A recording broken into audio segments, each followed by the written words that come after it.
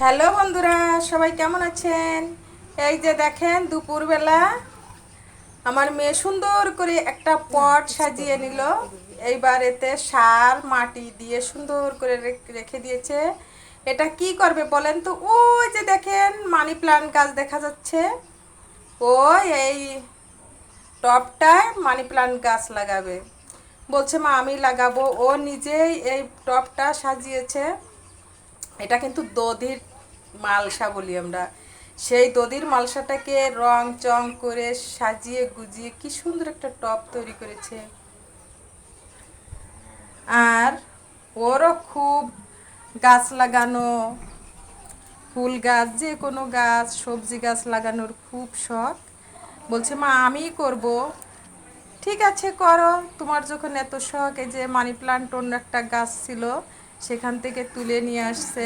ওই গাছটা বড় হয়ে গেছে, তাই ওখান থেকে গাছটা কেটে এই যে ছোট ছোট করে কেটে লাগিয়ে দিবে। আসলে মনের ইচ্ছা, মনের শখ অন্যরকম একটা জিনিস, যা কাউকে বলেও দিতে হয় না, করেও দিতে হয় না, নিজের মন থেকে আসে এসব।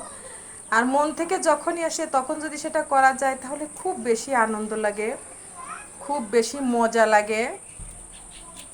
আর ছেলে মেয়ে যখন নিজের মন থেকে কিছু করে তখন মা বাবার অনেক ভালো লাগে যে না, আমার ছেলে মেয়ে কিছু করছে, নতুন একটা জিনিস ওদের করতে আগ্রহী আছে, ওরা ওরা করতেই ভালো লাগে।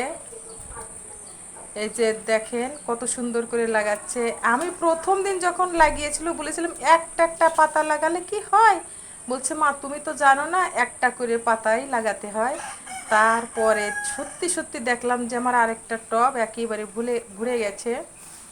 আমি আরেকটা টবের ছবিও দিয়েছি। নিজের হাতের কাজ করা, নিজের মন থেকে কাজ করা সম্পূর্ণ আলাদা একটা মজা, আলাদা একটা ব্যাপার। যে দেখেন কত সুন্দর করে সাজিয়ে নিচ্ছে।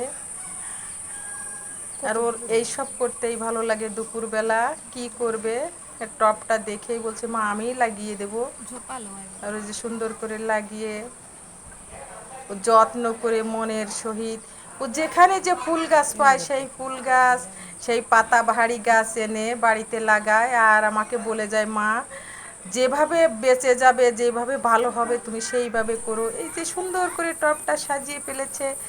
ও মা, এই যে জলও দিয়ে দিচ্ছে, মনে হচ্ছে অনেক দিনের আগের এই গাছ, কিন্তু না বন্ধুরা, এইমাত্র গাছগুলো লাগালো। আর দেখেন কত সুন্দর লাগছে। সত্যি আমার মেয়েটা এত সুন্দর করে সব কিছু করতে পারে, আমার খুব ভালো লাগে। আর সবাই আমার মেয়েটার জন্য আশীর্বাদ করবেন, ও যেন ভালো থাকে, সুস্থ থাকে। ওর খুব ইচ্ছা, ওর মনের ইচ্ছাটাও পূরণ করার চেষ্টা করে সবসময়। যদিও আমার ছোট সংসার, ছোট পরিবার, তারপর